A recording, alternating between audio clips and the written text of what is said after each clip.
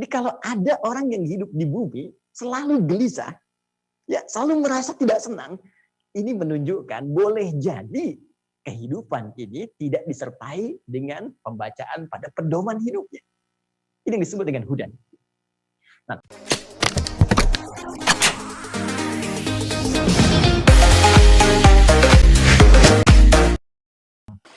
kita mulai pertama terkait dengan kenapa kita diciptakan oleh Allah Subhanahu wa taala, apa tujuan utamanya, sehingga nanti kita bisa temukan hikmahnya dan korelasinya dengan Al-Qur'an. Seperti diketahui bahwa seluruh makhluk yang diciptakan oleh Allah Subhanahu wa taala, baik bernyawa ataupun tidak bernyawa, maka tujuan utamanya, puncak dari isi kehidupannya adalah untuk beribadah kepada Allah Subhanahu wa taala. Ini poin utamanya.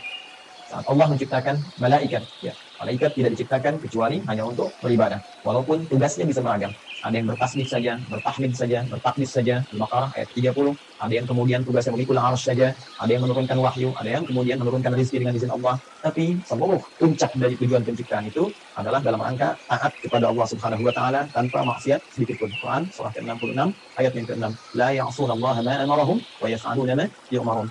Jadi kalau kita ambil misalnya makhluk dalam konteks tertinggi, sempurna diciptakan dalam arti tidak ada potensi untuk berbuat maksiat dan selalu ada dalam jalur ketaatan, yaitu malaikat. Malaikat pun tidak diciptakan oleh Allah kecuali tujuan utamanya untuk ibadah. Ya, pun demikian kita kembali kepada manusia ataupun juga dengan jin kalau kita ingin satukan keduanya, ya. Jin tentunya diciptakan sebelum manusia, jadi saya dahulukan, ya, setelah malaikat kemudian jin, saya dahulukan sebelum manusia. Quran surah ke-15 Al-Hijr ayat ke-27. Wal janna khalaqnahu min qablu min naris samum. Ya, sedangkan jin itu kata Allah kami ciptakan sebelum manusia dari materi yang berbeda, dari api yang menyala-nyala. Baik, pun demikian dengan manusia setelahnya. Ya, wa qala rabbuka lil malaikati inni khaliqun basyara. Ketika Allah firmankan kepada para malaikat yang sudah tercipta sebelum manusia, pun sebagian kalangan jin yang hadir pada saat itu, kami akan mencipta makhluk baru, bukan malaikat, bukan jin, tapi basyar. Ya, satu dari 5 nama manusia yang umumnya disebutkan dalam Al-Quran pokoknya. Ya, basyar 35 kali disebutkan dalam Al-Quran, menunjuk pada sifat maksudnya. Ins disebutkan 18 kali berpasangan dengan jin, menunjuk pada sifat penampakan dan kelembutannya. Insan disebutkan 65 kali dalam Al-Quran, menunjuk pada totalitas aktivitasnya. Pun demikian dengan An-Nas disebutkan setidaknya 241 kali dalam Al-Quran, menunjuk sifat sosialnya. Dan Bani Adam, ya, disebutkan setidaknya 7 kali dalam Al-Quran, menunjuk genealogisnya yang tersambung pada Nabi Adam alaihissalam. Jadi manusia ketika difirmankan oleh Allah kepada malaikat dan jin, ya wa idh qala rabbuka lil malaikati inni khaliqun basyara. Ya. Jin dan manusia ketika diciptakan tidak lepas dari fungsi ini. Ya, tegaskan di Quran surah ke-51 digabungkan ayat ke-56. Ya, pada kanan sebelah atas rumus standar Allah berfirman, "Wa ma khalaqtul jinna wal insa illa liya'budun." Ya, dan tidaklah menciptakan jin dan seluruh manusia itu kecuali tujuan puncak pokok, ya. Tujuan penciptaan itu adalah supaya mereka menjadikan seluruh aktivitasnya sebagai ibadah kepadaku, kata Allah. Ingat harakat akhir di ayat ini bukan pakai fathah. Ya, ya'budu ni bukan ya'buduna. Ya, fi'il mudhari'nya di sini berharakat fathah, tapi di sana nanti ada ya yang menunjukkan kepada Allah. Ya, kemudian untuk takhfif dia dihilangkan diganti dengan harakat kasrah. Jadi jelas Allah memberikan kesan yang tegas bahwa seluruh fungsi penciptaan manusia tiada lain seluruhnya dalam rangka beribadah kepada Allah Subhanahu wa taala.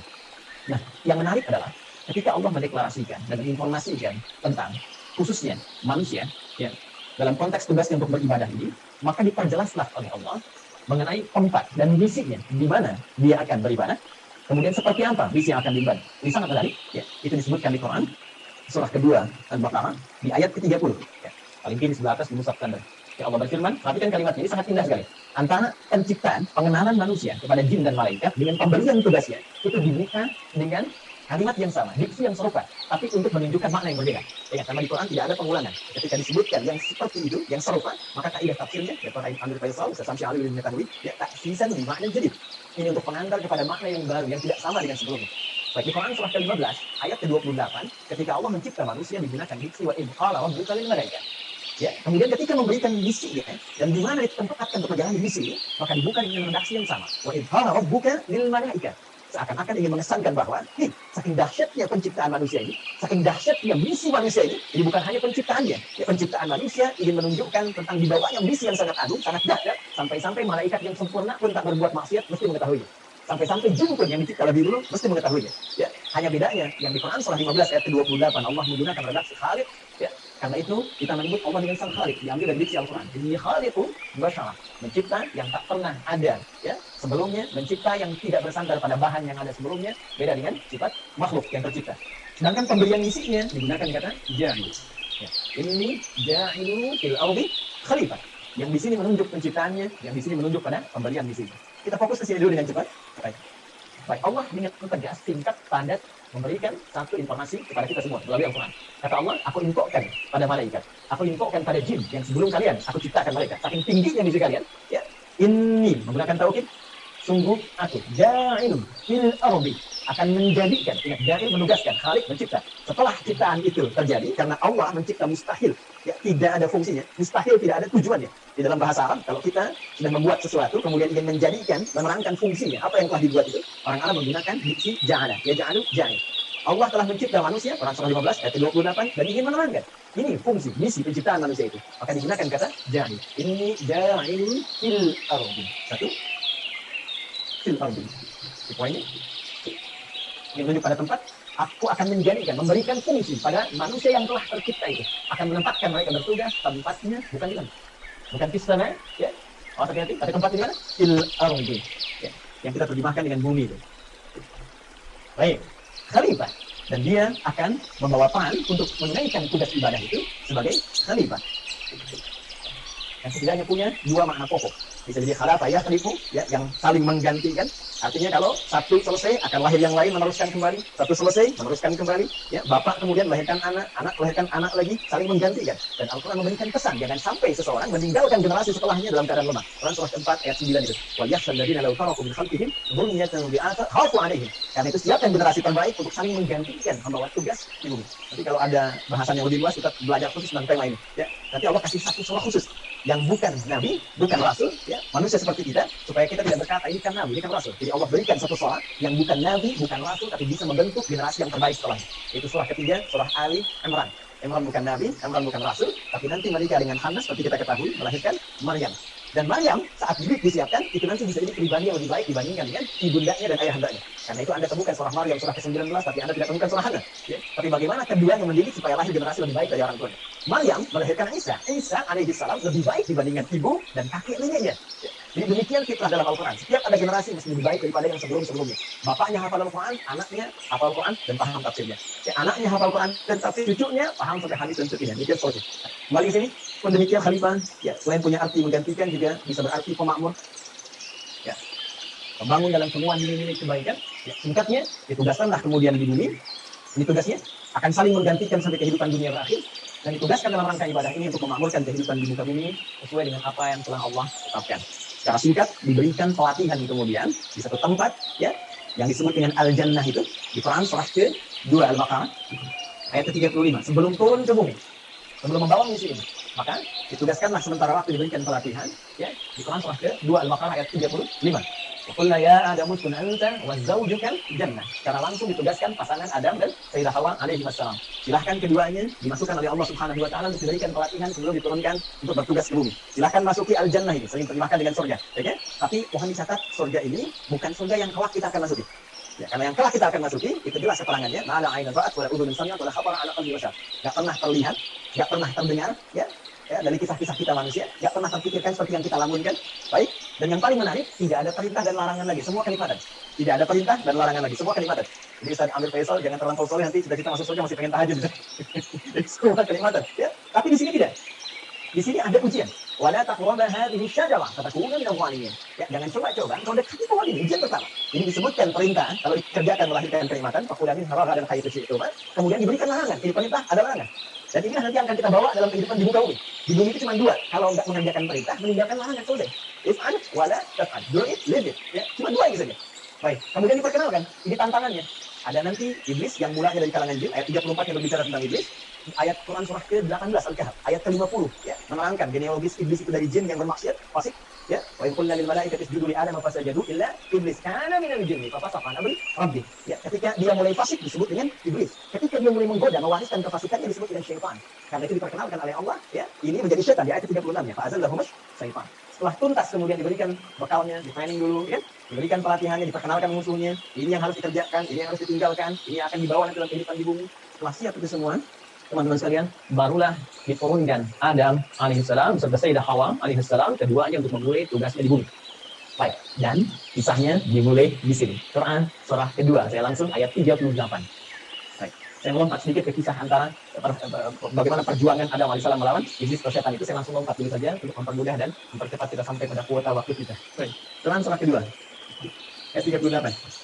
Ya, paling kanan sebelah atas di mushaf Anda, bagi teman-teman yang terhubung dan membuka mushaf. Ya, perhatikan baik-baik. Qulna ihbitu minha jami'an. Sekarang sudah saatnya kata Allah, kami firmankan. Dan kalimatnya menggunakan ta'dhimin nafsi. Nah, ya, itu selalu memiliki dua makna setidaknya dalam bahasa Arab. Nah, singkatan dari nahnu.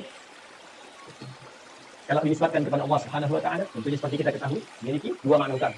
Satu, ta'dhimun nafsi, menunjuk pada keagungan Allah Subhanahu wa taala, puncak keagungannya. Kedua, ta'dhimun sya'ni, menunjuk pada dahsyatnya informasi yang akan disampaikan. Jadi saking dahsyatnya misi yang akan dibawa oleh Adam dan Hawa alaihi wassalam sebagai khalifah di muka bumi, Allah sampai menggunakan keagungan zatnya.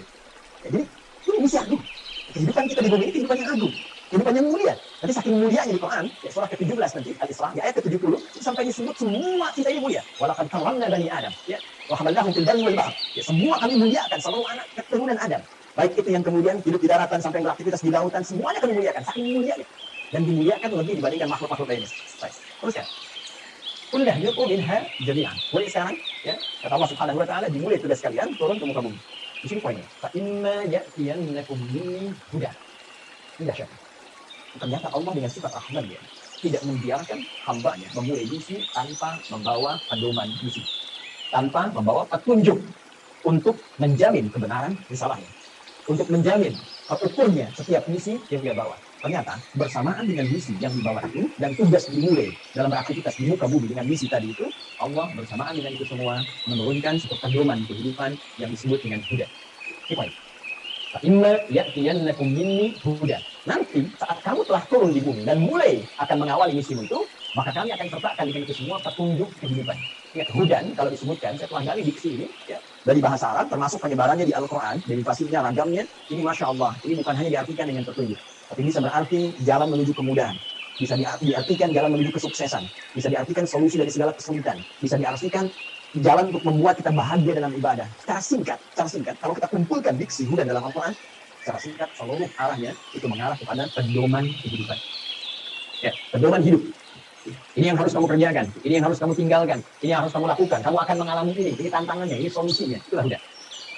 Dan sifat Rahman Allah menjadikan penugasan ini menjadi nyaman untuk dijalani dan terhindar dari segala kegelisahan dan kesedihan. Tapi kan ujung kalimat ayatnya, fa imma ya'tiyannakum minni hudan falan tabi'u hudaya. Kalau nanti petunjuk pedoman hidup ini diikuti saat bertugas di bumi, ya Adam, Hawa, sampaikan pada anak cucu, setiap mereka ikuti, ya kalian ikuti semua petunjukku ini. Kalimatnya di ujungnya ada yang nisbah kepada Allah, petunjukku. Jadi ini bukan Nabi Adam yang buat, bukan Sayyidah Hawa yang buat, ya Allah yang langsung tetapkan. Fala khaufun 'alaihim wa la hum yahzanun. Allahu Akbar. Maka aku jamin kata Allah, fala khaufun 'alaihim la fala khauf. Ya, selama menjalani misi di bumi ini tidak akan pernah merasakan kekhawatiran, kegelisahan. La khauf, tidak gelisah. Gelisah itu lawannya tenang. Ya, berarti kalau tidak gelisah, tenang. Ya, fala khaufun 'alaihim wa la hum yahzanun. Yahzanun sedih. Lawannya senang. Allahu Akbar. Ya, lawan dari sedih, senang. Ini sangat menarik. Jadi ketika Allah menugaskan Adam alaihissalam, ya, kemudian beserta pasangannya Sayyidah Hawa alaihissalam untuk kemudian berkembang di muka bumi, melahirkan anak keturunan disebut dengan Bani Adam nanti, ya, ternyata semua misi itu misi yang menyenangkan dan misi yang menenangkan. Ini kalau dibawa ke rumah tangganya senang, tenang. Dibawa ke kantor, di kantor tenang, senang. Dibawa ke tingkat kehidupan sosial, senang, tenang. Ini ternyata tugas di bumi ini tugas yang menyenangkan. Tugas yang menenangkan dan menyenangkan. Jadi kalau ada orang yang hidup di bumi selalu gelisah, ya selalu merasa tidak senang, ini menunjukkan boleh jadi kehidupan ini tidak disertai dengan pembacaan pada pedoman hidupnya. Ini disebut dengan hudan.